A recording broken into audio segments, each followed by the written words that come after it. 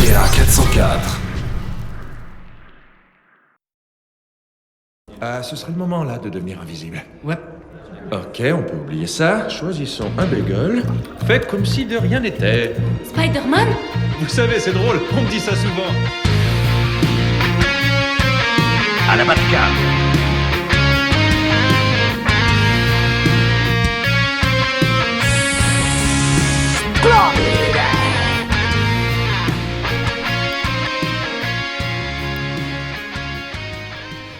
Bonjour tout le monde, bonjour à toutes et à tous et bienvenue pour ce nouveau numéro de Nansart.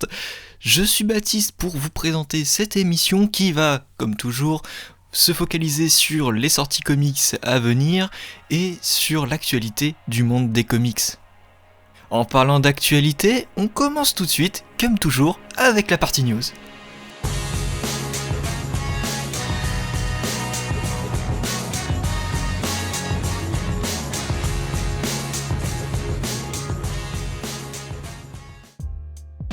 Une information très importante sur laquelle je voudrais vraiment revenir en premier dans cette émission, c'est une mesure gouvernementale en France qui consiste à présenter une certaine forme d'égalité sur le marché du livre en France, avec Amazon qui proposait jusqu'alors sa livraison à 1 centime, je parle ici d'Amazon, mais il y a certainement d'autres sites qui ont la même politique et les mêmes capacités, et donc cette offre gouvernementale va fournir une aide financière à tous les libraires et donc comic shop en France pour vous permettre de recevoir vos comics. Pour 1 centime, vous pouvez faire livrer vos comics chez vous.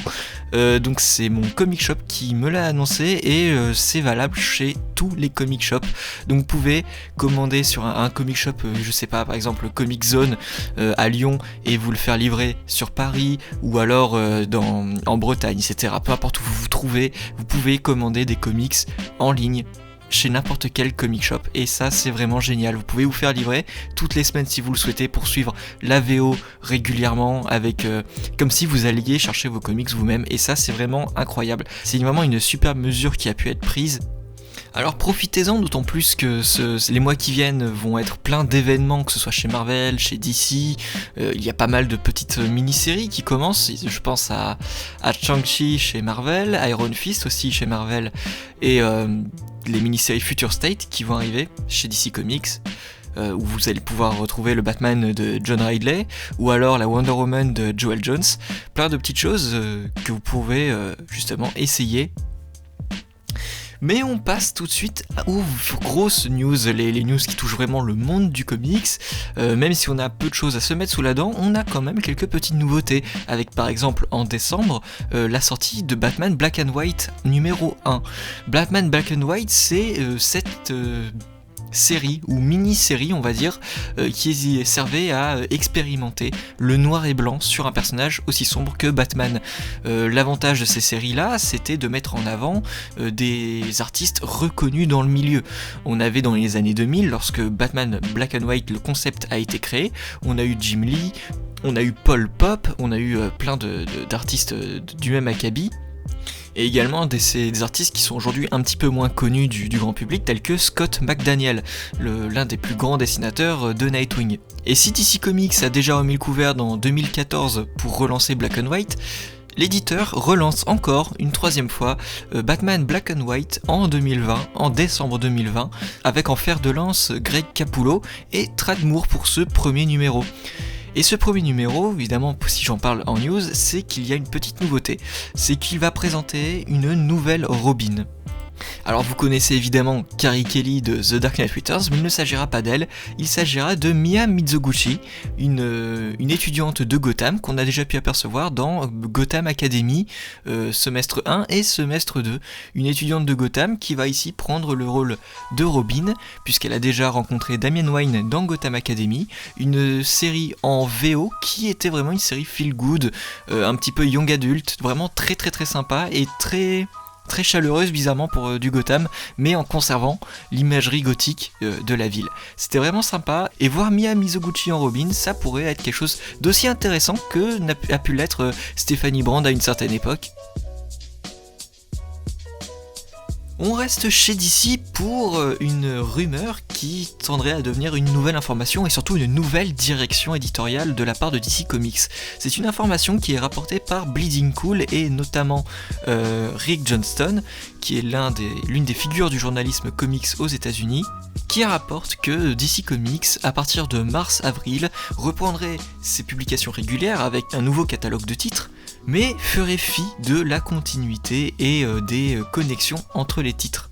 C'est-à-dire qu'il laisserait une liberté totale à tous ces artistes qui officieront sur chacun des titres de chaque personnage. Si ce souci de l'univers partagé qui disparaîtrait de ce fait peut déranger une grande partie des lecteurs, c'est à la fois un grand pari que prend DC Comics et en même temps une véritable libération.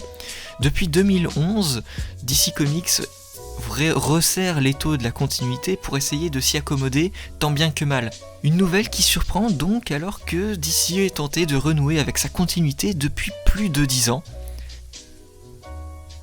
On referme la partie news avec un nouvel éditeur qui viendrait sur le marché français. On va parler ici de comics VF avec l'éditeur 404. Et va s'attaquer aujourd'hui aux comics avec le label 404 Comics.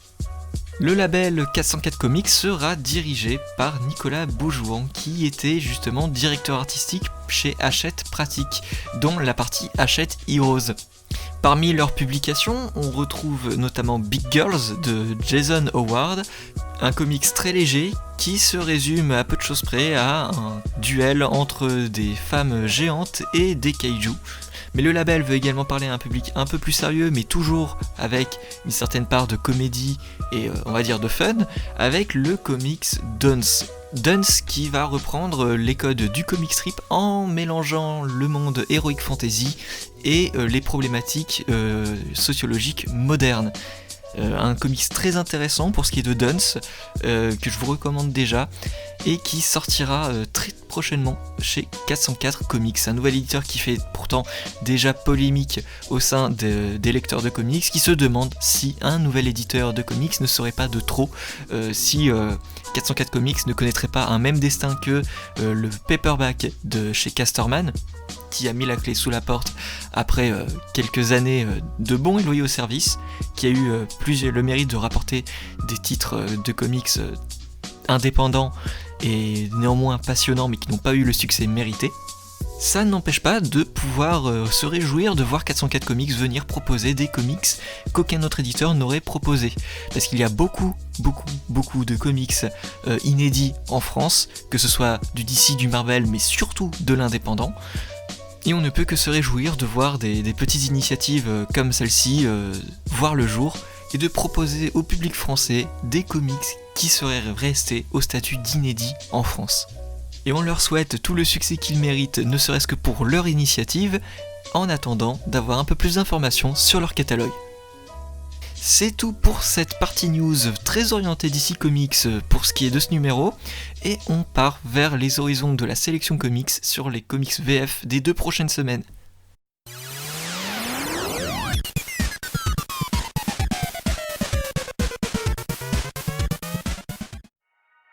Et comme nous n'avons pas pu beaucoup parler de Marvel jusqu'ici, je vais commencer cette sélection par du vieux comics, ou plutôt la réédition de vieux comics, avec une intégrale rééditée par Panini Comics, l'intégrale de 1985 de Web of Spider-Man.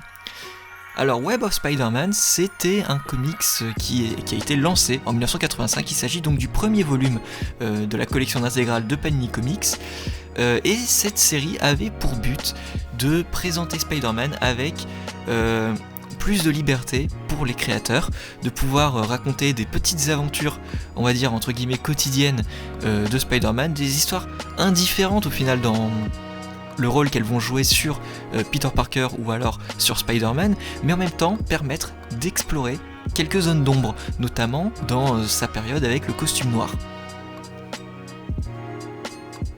On retrouve au scénario Louise Simonson, David Michelin et bien d'autres, puisque ce sont que de grands noms.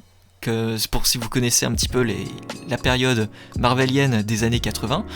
Louise Simonson, c'est notamment la scénariste qui a participé à l'écriture de Death of Superman, David Michelin, c'est l'un des grands scénaristes qui a eu une très grande période sur Spider-Man, sur Amazing Spider-Man, lors de la fin des années 80, et qui a réalisé l'un des plus grands runs sur Iron Man.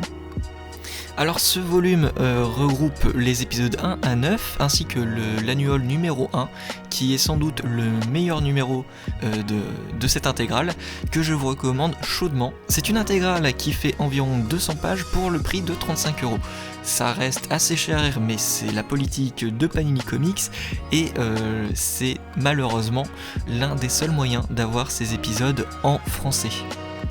Alors si vous êtes fan de comics des années 80 et notamment de Spider-Man, je vous dis vraiment, foncez, c'est excellent si vous aimez cette période. On se tourne vers quelque chose de beaucoup plus moderne avec Suicide Squad Renégat tome 1. Ce sera une série en 2 volumes, écrite par Tom Taylor et dessinée par Bruno Redondo.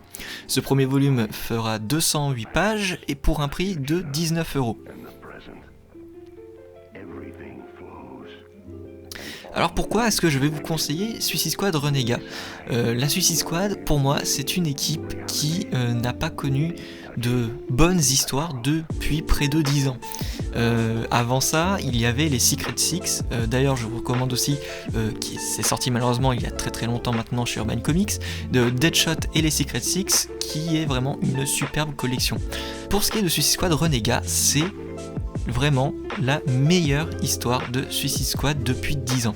Tom Taylor va inclure des personnages qui font vraiment le charme de la Suicide Squad. La Suicide Squad, c'est un ramassis de personnages secondaires, voire même extrêmement kitsch. On trouve notamment dans ce roster de Suicide Squad Renégat Zebraman, un homme zèbre très musclé, et pourtant le concept est complètement tiré par les cheveux, mais il ne vient pas briser l'intensité de l'action, l'intensité du drame, et notamment le sentiment de danger pour tous les membres de l'équipe. Dans Suicide Squad Renégat, tout le monde risque sa vie, il n'y a personne qui est épargné. Et Tom Taylor donne le ton dès les premières pages. En moins de 10 pages, il y a déjà de la charcuterie.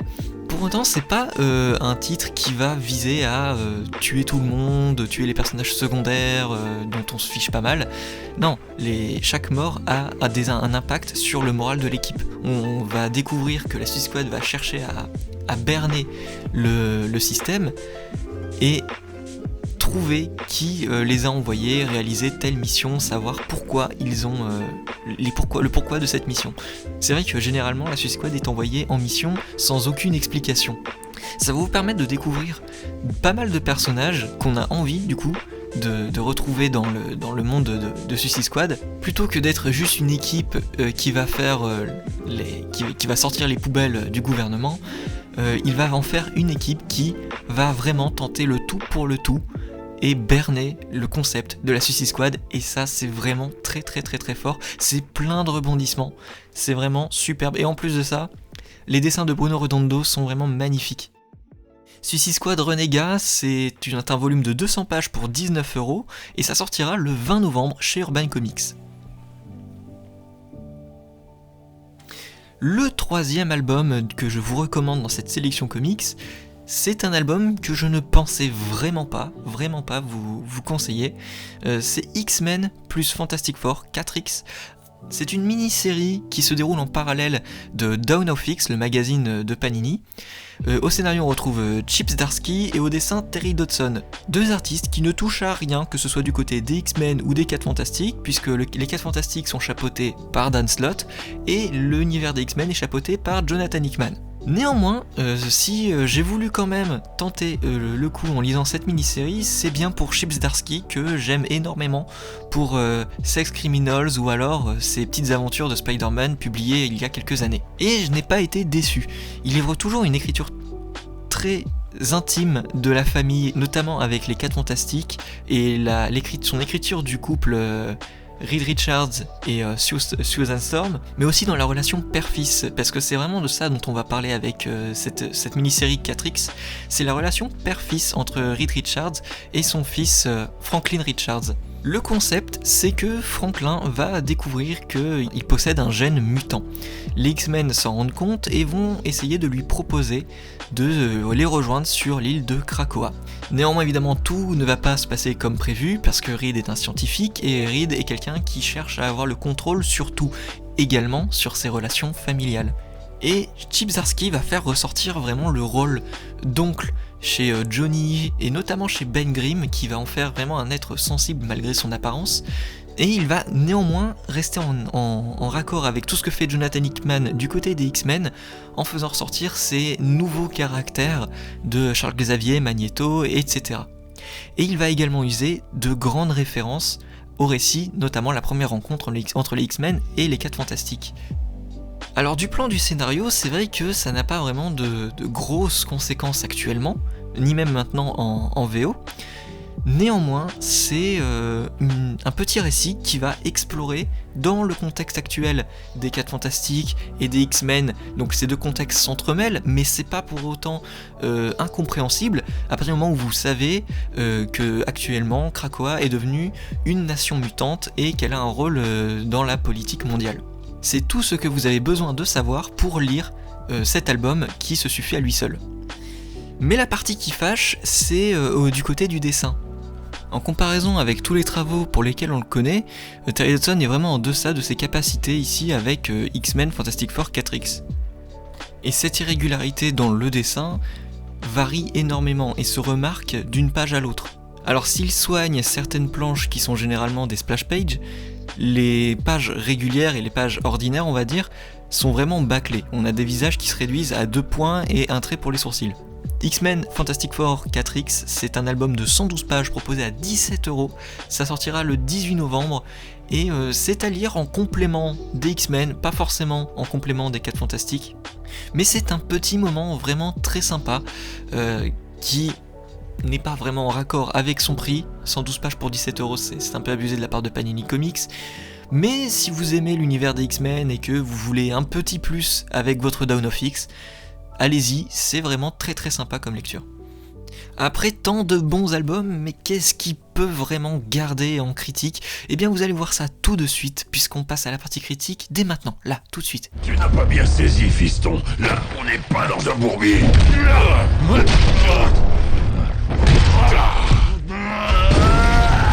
On est dans un bloc opératoire. Et c'est moi le chirurgien.